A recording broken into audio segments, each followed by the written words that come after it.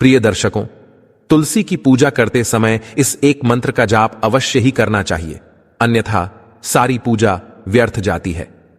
मित्रों, हमारे सनातन हिंदू धर्म में प्रत्येक घर के आंगन में तुलसी का पौधा होता ही है और उस घर की स्त्रियां तुलसी में नित्य रूप से जल देती है। किंतु तुलसी को जल देने के नियमों के विषय में हम सब ने जान लिया है, परंतु तुलसी की पूजा करते समय एक मंत्र का जाप अवश्य ही करना चाहिए, जिससे मनुष्य के समस्त पाप नष्ट होकर उसे परम गति की प्राप्ति होती है। तो चलिए आज की कथा के माध्यम से यह जान लेते हैं। मित्रों, एक बार की बात है, देवी सत्यभामा ने भगवान श्री कृष्ण से तुलसी को जल देने का महत्व पूछ लिया था। तब भगवान श्री कृष्ण ने उन्हें उसका महात्म्य सुना दिया था। आगे देवी सत्यभामा कहती है, हे स्वामी, आपने मुझे तुलसी को जल देने का महत्व तो बता दिया है, किंतु अब मेरे मन में यह जानने की जिज्ञासा हो रही है कि तुलसी को जल देने की सर्वोत्तम विधि कौन सी है, तुलसी को जल कैसे देना चाहिए तथा तुलसी को जल देने का मंत्र कौन सा है और उस मंत्र का प्रभाव मनुष्य के जीवन पर किस प्रकार से पड़ता है। कृपा करें और आप मुझे इन सभी प्रश्नों का उत्तर दें और मन की इस दुविधा को दूर करें। तब भगवान श्री कृष्ण देवी सत्यभामा से कहते हैं, हे प्रिय, जिस प्रकार से मैंने तुम्हें तुलसी का महात्म्य सुनाया है, उसी प्रकार से तुलसी को जल देते समय बोले जाने वाले मंत्र का भी बड़ा महत्व है। यह मंत्र केवल 3 शब्दों का है, किंतु इसका प्रभाव बहुत कल्याणकारी है।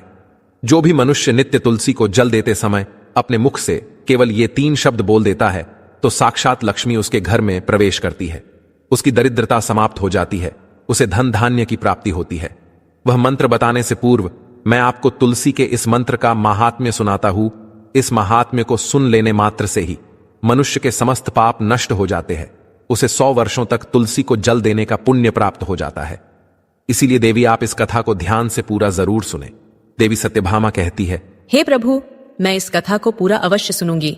आप मुझे तुलसी के मंत्र का महात्म्य सुनाइए। आपके मुख से इस पावन कथा सुनने का परम सौभाग्य समस्त मानव जाति को प्राप्त हुआ। कृपा करें और इस कथा को कहें। श्री कृष्ण कहते हैं, हे देवी सत्यभामा, दक्षिण में एक अत्यंत शोभायमान नगरी थी। उस नगरी में सुशर्मा नाम का एक खोटी बुद्धि का ब्राह्मण रहता था। पापियों का तो वह शिरोमणि था। उसका जन्म एक ऐसे ब्राह्मण परिवार में हुआ था जो पाप कर्म करने वाले, शास्त्र ज्ञान से शून्य थे। वह जन्म से तो ब्राह्मण था, किंतु कर्म से वह अत्यंत दुराचारी था। वह न पूजा पाठ करता, न ध्यान करता, न जप, न होम और न ही अतिथियों का सत्कार करता था। उसके द्वार पर आए अतिथियों को बिना दान किए ही क्रूरतापूर्वक भगा देता था। स्त्री लंपट होने के कारण वह सदैव ही पराई स्त्रियों में आसक्त रहता था।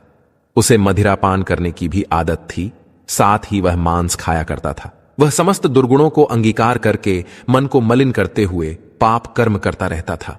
ऐसे कुकर्म करते हुए भी उसे किसी भी प्रकार का पश्चाताप नहीं होता था। उसने कभी भी किसी एक पाई तक दान नहीं की थी।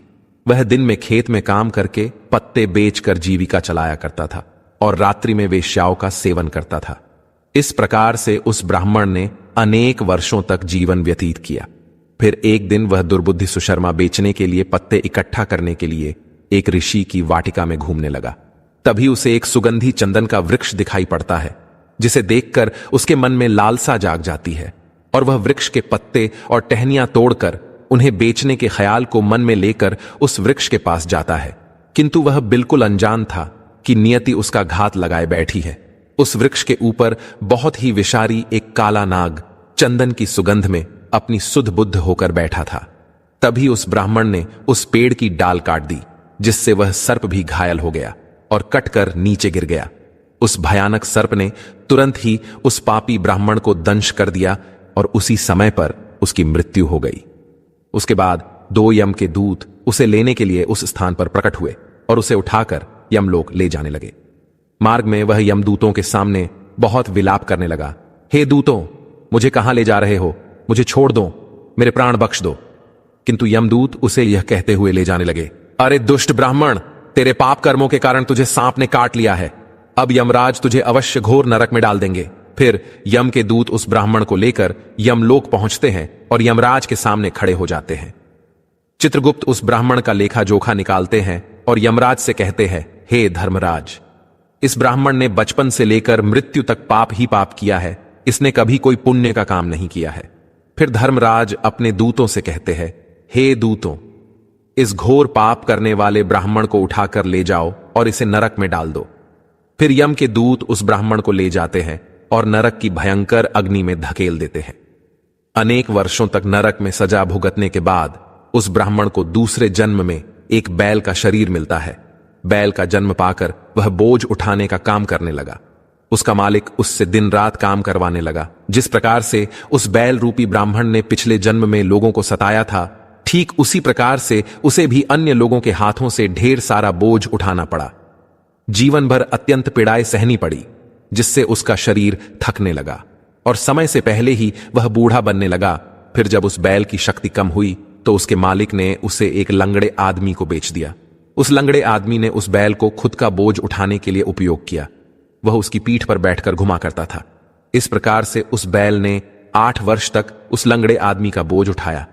फिर एक दिन वह लंगड़ा आदमी उस बैल की पीठ पर बैठकर किसी ऊंचे पर्वत पर जाने लगता है। उस पर्वत पर बहुत देर तक चढ़ने के कारण वह बैल बहुत थक गया।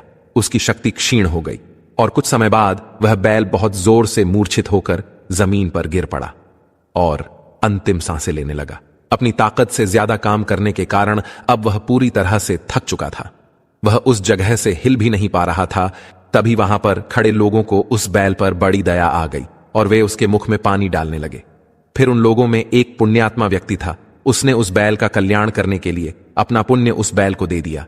उसे देखकर अन्य लोगों ने भी अपना अपना पुण्य याद करके कुछ पुण्य उस बैल को दे दिया ताकि उसे मुक्ति मिल सके।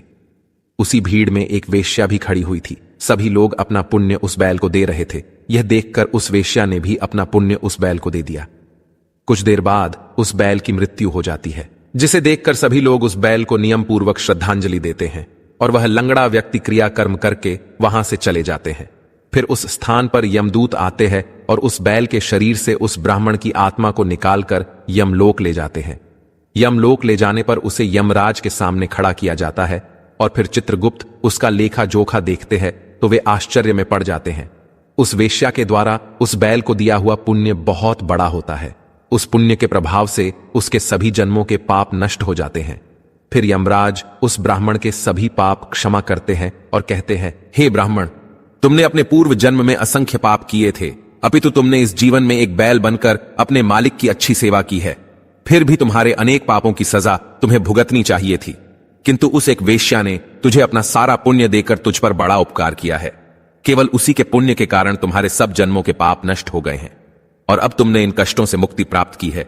जाओ, मैं तुम्हें एक और अवसर देता हूं ईश्वर की सच्ची भक्ति करने का, लेकिन याद रखो कि दुष्कर्म से प्राणी अधोगति को ही प्राप्त होता है। और यमराज उसे फिर से मनुष्य जन्म प्रदान करते हैं। इस बार वह पृथ्वी पर आकर एक उत्तम ब्राह्मण कुल में जन्म लेता है।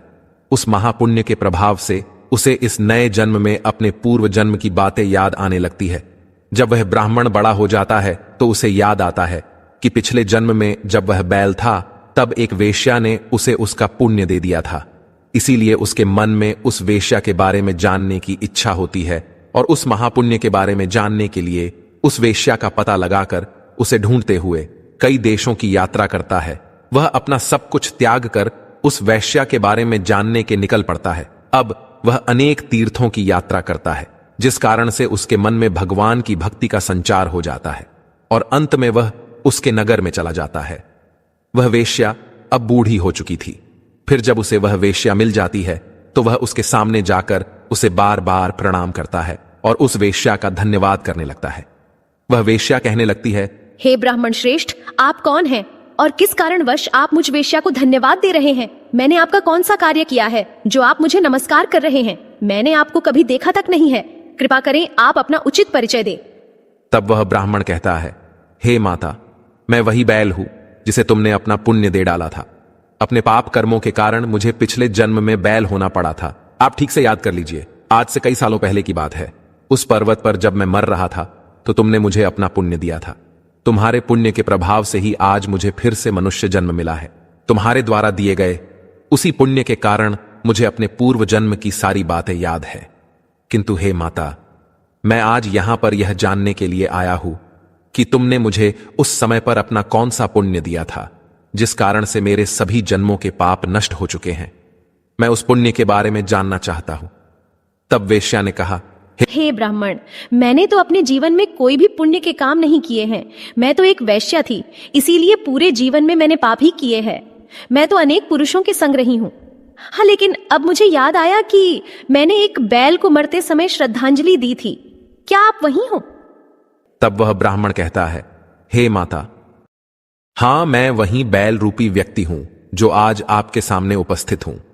मैं बहुत दूर से उस विषय में जानने के लिए आया हूं, कृपया आप मेरी सहायता करें।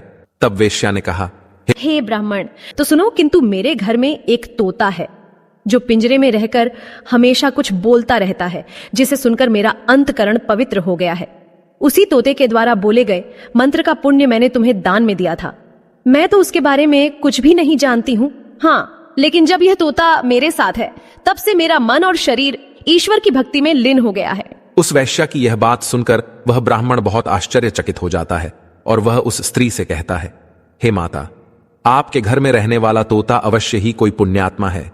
मैं उससे अवश्य ही मिलना चाहता हूं। कृपया आप उसे तोते से मुझे मिलवा दीजिए। फिर वह वेश्या और वह ब्राह्मण उस तोते के पास जाते हैं और उसे पूछने लगते हैं। तब वह वैश्या बोली, हे शुक, तुम कौन सा मंत्र बोलते रहते हो जिस कारण से इस ब्राह्मण के पूर्व जीवन का उद्धार हुआ है? यह मंत्र तुम्हें किसने सिखाया और इस मंत्र का क्या अर्थ होता है? यह ब्राह्मण सब कुछ जानने के उद्देश्य से यहाँ आए हैं। हमें बताओ कि सच में तुम कौन हो? तुम्हारे जीवन का सारा वृतांत हमें सुनाओ। तब उस तोते ने अपने पूर्व जन्म का वृतांत सुनाना आरंभ किया। वह तोता कहने लगा, हे ब्राह्मण श्रेष्ठ, पिछले जन्म में मैं एक ब्राह्मण था। मैं अपने ज्ञान के अहंकार में अंधा हो चुका था। मैंने कभी गुरुजनों का आदर नहीं किया, सदैव ही उनका अपमान किया। मुझे अपने ज्ञान पर इतना अधिक घमंड हो गया था कि जिस कारण से मेरे क्रोध बहुत अधिक बढ़ गए और मैं सभी से द्वेष करने लगा, अन्य मनुष्यों को तुच्छ समझने लगा, विद्वानों का भरी सभा में अपमान करने लगा। फिर कालांतर में मेरी मृत्यु हो गई और मुझे यमलोक ले जाया गया। पूज्य जनों और गुरुजनों का अपमान करने के कारण मुझे तोते के कुल में डाल दिया गया और मेरा जन्म एक तोते के रूप में हो गया। मेरे पाप कर्मों के कारण छोटी अवस्था में ही मेरा अपने माता पिता से वियोग हो गया। फिर मैं पेड़ की डाल पर बैठकर रो रहा था तो उसी स्थान से कुछ मुनि जा रहे थे। उन्होंने मेरी दयनीय पुकार सुनी और मुझे लेकर अपने आश्रम में चले गए। वहां उस आश्रम पर उन्होंने मुझे एक सुंदर पिंजरे में रखा और मेरा अच्छी तरह से ख्याल रखा। वे मुझे नित्य भोजन दिया करते थे और पढ़ाते थे। उस स्थान पर वे ऋषि मुनि, उनकी स्त्रियां और बालक सभी नित्य तुलसी के पौधे को जल देते थे और उसके सामने एक मंत्र का जाप करते थे। वह सभी लोग ऐसा हर दिन किया करते थे और संध्या समय में उस तुलसी के पौधे में दीपक जलाया करते थे। वे सभी ऋषि मुनि और उनकी स्त्रियां प्रातः सुबह उठाकर स्नान आदि करके नित्य रूप से तुलसी को जल देते थे और सभी एक साथ तुलसी का मंत्र जप करते थे, जिस कारण से वहां वातावरण अत्यंत पवित्र और शांतिमय लगता था। उन्हीं के मुख बार बार उस मंत्र को सुनकर मैंने उसे रट लिया और तभी से मैं उस मंत्र को जान गया हूं और वही मंत्र में दिन रात बोलता हूं। उस मंत्र के प्रभाव से मेरी कभी मृत्यु नहीं हुई और मेरी आयु 100 वर्ष की हो गई और मैं इतने वर्षों तक जीवित रहा। इसी बीच एक रात को एक चोर उस स्थान पर आ गया और उसने मुझे वहां से चुरा लिया और फिर इस वेश्या ने मुझे उस चोर से खरीद लिया। इस वेश्या के घर पर आने के बाद भी मैं उस मंत्र को बोलता रहता था, जिसे सुनकर इस वेश्या का मन भी पवित्र हो गया और इसने वेश्या का काम छोड़कर भगवान विष्णु की भक्ति करने लगी। उसी मंत्र के प्रभाव से मेरे पूर्व जन्मों के सभी पाप नष्ट हो गए और उसी मंत्र के प्रभाव से इस वेश्या का भी अंतकरण पवित्र हो गया। हे ब्राह्मण देवता, उसी मंत्र के पुण्य से आप भी पाप मुक्त हो गए हैं। इस प्रकार से तोते ने उस ब्राह्मण को और उस वेश्या को सारा वृतांत सुना दिया, जिसे सुनकर वह ब्राह्मण और वेश्या दोनों ही अत्यंत प्रसन्न हुए और फिर वे दोनों ही नित्य तुलसी को जल देकर उस मंत्र का जाप करने लगे। फिर वह तोता, वेश्या और वह ब्राह्मण तीनों उस मंत्र के प्रभाव से दिव्य विमानों में बैठकर विष्णु लोक को चले गए। श्री कृष्ण कहते हैं, हे देवी सत्यभामा, देखा आपने, केवल तुलसी के इस मंत्र के प्रभाव से उस तोते के, उस वेश्या के और उस ब्राह्मण के सभी पाप नष्ट हो गए हैं। इसीलिए प्रत्येक मनुष्य को रोज तुलसी को जल देते समय इस एक मंत्र का उच्चारण अवश्य करना चाहिए। हे देवी, वह मंत्र इस प्रकार है, इसे तुम ध्यान से सुनो। ओम वृंदावन्ये स्वाहा, ओम वृंदावन्ये स्वाहा। श्री कृष्ण कहते हैं कि जो भी स्त्री नित्य तुलसी के समक्ष इस मंत्र का उच्चारण करेगी वह सौभाग्यशाली बनेगी। जो भी पुरुष तुलसी के सामने इस मंत्र का उच्चारण करेगा उसे अक्षय धन की प्राप्ति होगी। जिस घर के सामने नित्य तुलसी की पूजा की जाएगी उस घर में साक्षात लक्ष्मी का वास होगा। तुलसी का यह मंत्र मंत्रराज कल्पतरु है, यह समस्त फलों को प्रदान करने वाला है। अतः जो भी तुलसी के सामने इस मंत्र का उच्चारण करेगा उसे संपूर्ण सिद्धियां प्राप्त होगी। स्त्रियों को सदैव ही स्नान करके अपने बाल बांधकर मांग में सिंदूर भरकर नित्य तुलसी को जल देना चाहिए और इस मंत्र का उच्चारण करना चाहिए। रोज तुलसी के पौधे की परिक्रमा करनी चाहिए, इससे सभी दोष नष्ट हो जाते हैं। नित्य शाम के समय तुलसी के पास दीपक जलाना चाहिए और तुलसी के पास बैठकर भगवान विष्णु की आराधना करनी चाहिए। तुलसी के पास दीपक जलाने से मनुष्य को धन धान्य की प्राप्ति होती है। हजारों अमृत के घड़ों से नहलाने पर भी श्री हरि को उतनी तृप्ति नहीं होती जितनी वे मनुष्यों के द्वारा तुलसी का एक पत्ता चढ़ाने से प्राप्त करते हैं। 10,000 गाय के दान से मानव जो फल प्राप्त करता है वही फल तुलसी पत्र के दान से पा लेता है। जो मृत्यु के समय अपने मुख में तुलसी पत्र का जल पा जाता है वह संपूर्ण पापों से मुक्त होकर श्री कृष्ण के धाम जाता है। श्री कृष्ण कहते हैं, पूर्णिमा, अमावस्या, द्वादशी और सूर्य संक्रांति के दिन मध्याह्न काल, रात्रि और अशौच के समय तेल लगाकर बिना स्नान किए अथवा बिना हाथ पैर धोए रात्रि के वस्त्र पहनकर तुलसी के पत्र तोड़ता है वह महापापी होता है। श्राद्ध, व्रत, दान, प्रतिष्ठा तथा देव पूजा के लिए तोड़े हुए तुलसी पत्र बासी होने पर भी 3 रात्रि तक पवित्र ही रहते हैं। तुलसी का एक एक पत्ता न तोड़कर पत्तियों के साथ अग्रभाग को तोड़ना चाहिए। तुलसी की मंजरी सब फूलों से बढ़कर मानी जाती है। मंजरी तोड़ते समय उसमें पत्तियों का रहना भी आवश्यक माना गया है। पूज्य भाव से पौधे को हिलाए बिना तुलसी के अग्रभाग को तोड़ना चाहिए, इससे पूजा का फल लाख गुना बढ़ जाता है। तुलसी के पत्तों को कभी नाखून से नहीं तोड़ना चाहिए, इससे पाप लगता है। रात्रि में तुलसी के पौधे को स्पर्श न करे अथवा उसके पत्ते न तोड़े, ऐसा करना अशुभ माना गया है। रात्रि में तुलसी का पौधा निद्रा अवस्था में होता है, ऐसे में पत्ते तोड़ने पर पाप ही लगता है। गुरुवार के दिन तुलसी के पौधे में थोड़ा सा कच्चा दूध अर्पित करें। दूध चढ़ाते समय ओम नमो भगवते वासुदेवाय इस मंत्र का जाप अवश्य करना चाहिए। तुलसी के पौधे के पास शालिग्राम रखे और उस पर तिल चढ़ाए। पूजा में तुलसी और शालिग्राम को दूध में भीगी हल्दी का तिलक अवश्य करे। शालिग्राम पर तुलसी पत्र रखकर चंदन लगाना चाहिए। अगर कोई महिला मासिक धर्म से है तो वह तुलसी की पूजा ना करे। मासिक धर्म के दौरान तुलसी को स्पर्श करने से घोर पाप लगता है, इससे स्त्री की दुर्गति होती है।